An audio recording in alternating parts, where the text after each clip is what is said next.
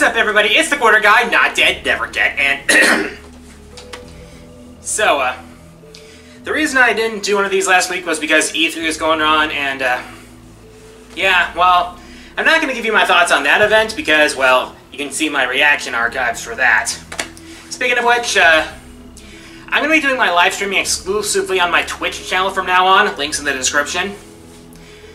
Reason that I'm doing my stuff on my live streaming on Twitch exclusively now is, well, that's being squared away first, but, just so you know.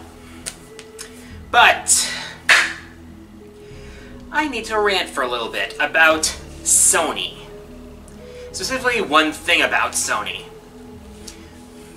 When the Switch, I think it was even before the Switch version of Rocket League was announced, it was going to be crossplay between the Switch version of Rocket League and the Xbox One and PC versions.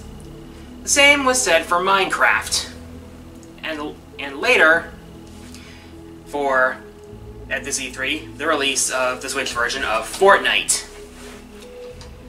Sony, apparently, is not a big fan of cross-platform play, despite having, well, on platforms that are not their own. And I thought it was sketchy when they did it for Rocket League and Minecraft, but for Fortnite, it's gone to a whole nother goddamn level. It's stupid. And if you haven't heard by now, let me lay it on you. If you've been playing Fortnite on an account that you made on your PS4, you won't be able to use that same account for PC, Xbox, and Switch play. On the flip side, if you made a Fortnite account on a PC or Xbox One or Switch version of Fortnite, you can play crossplay between those versions, but you will not be able to use that account on the PS4 either. One thing I just don't get about this is, why is Sony so adverse to cross-platform play? Are they that protective of their platform so that they would do something like this? Is it even legal? I mean, I've got friends who've basically said that it's a form of racketeering and therefore illegal. Basically, it seems like it's like they're basically holding accounts hostage to keep them on their platform and their platform alone. And that, I'm sorry, is just... it's just shady, it's scummy.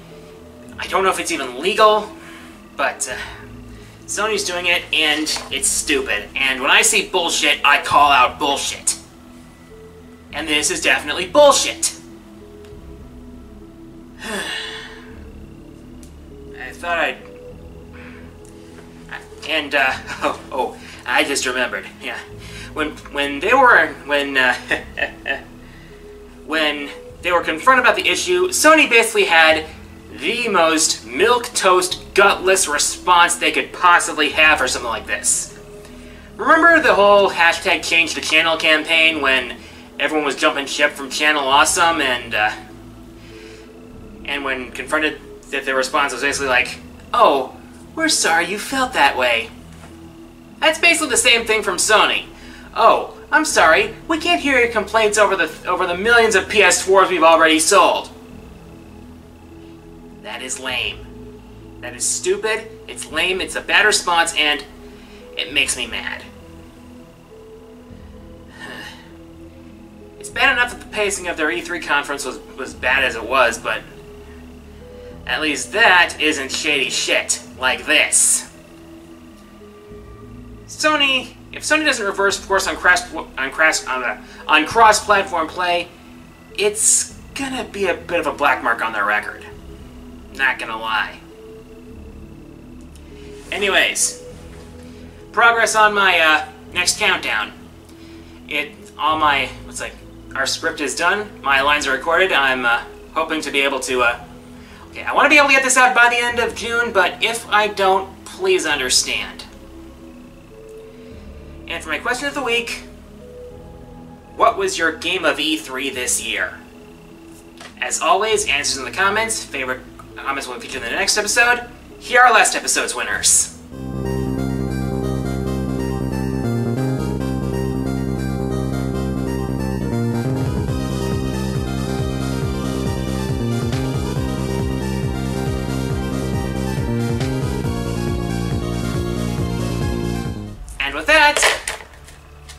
that drop. Time for the fourth wall mailbag. Now, I'll be looking for questions in the comments from here on out because YouTube is getting rid of private messages for YouTube. Another bad move by YouTube. Anyways, I'll answer my favorite questions in the next episode.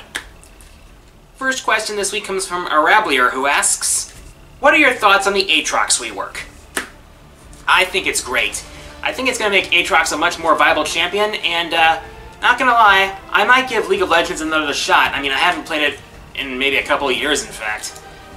No, it's like, it's definitely been months, but I really wanna, it's like, I might be willing to get back into League, give it another chance. He'll be getting a lot used to back to with, blah, blah, blah, blah. The rule changes to the game might take a bit of getting used to, well, like, gameplay changes more like, but,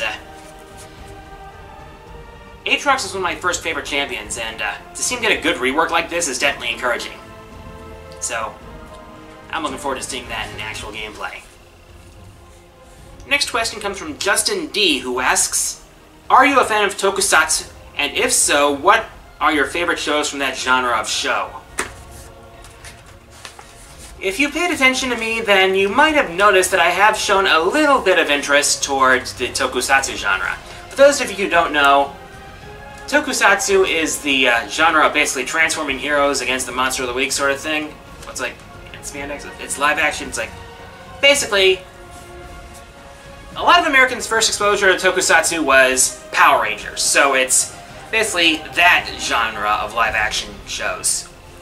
In Japan, there are three main branches to the tokusatsu thing, one being Super Sentai, which has been adapted into Power Rangers, one being Kamen Rider, which had two American adaptations that flopped badly, one for being just bad and the other for basically being screwed by the network.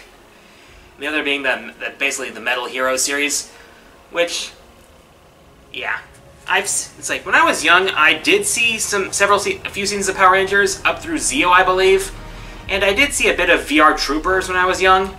So I would like to see more of the modern tokusatsu, but that's easier said than done considering I don't have cable TV for the Power Rangers adaptations, and for the originals, you can't exactly see them without shelling out huge bucks for Blu-rays or DVDs and or illegal torrent or illegal streaming. So yeah, that makes it difficult. But some tokusatsu shows that have caught my interest include so it's like Kaizoku Sentai Gokaiger, Lupin Ranger vs. Patra Ranger, Kamen Rider X8 and Kamen Rider Blade, and Kamen Rider Build. I would like to check those out if there were legal means to do so. Heck, I'd subscribe to a service if they showed those tokusatsu shows with English subs. Not gonna lie.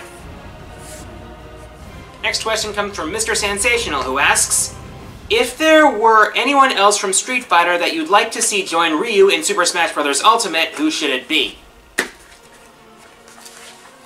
Granted, it's not going to be likely, but if we see an Echo Fighter for Ryu, it would definitely be Ken or Sakura. Most likely Ken, because, you know, the rivalry between those two. But if there were a completely different character for Street Fighter, I would say Chun-Li would be probably the best and most likely candidate, because of her popularity and importance within the series. And I could probably think of a moveset for her, not gonna lie. Last question this week comes from YouTuber Saki Suzura, who asks, since Kill la Kill the game has been announced, what other animes should deserve the Dragon Ball FighterZ treatment? JoJo's.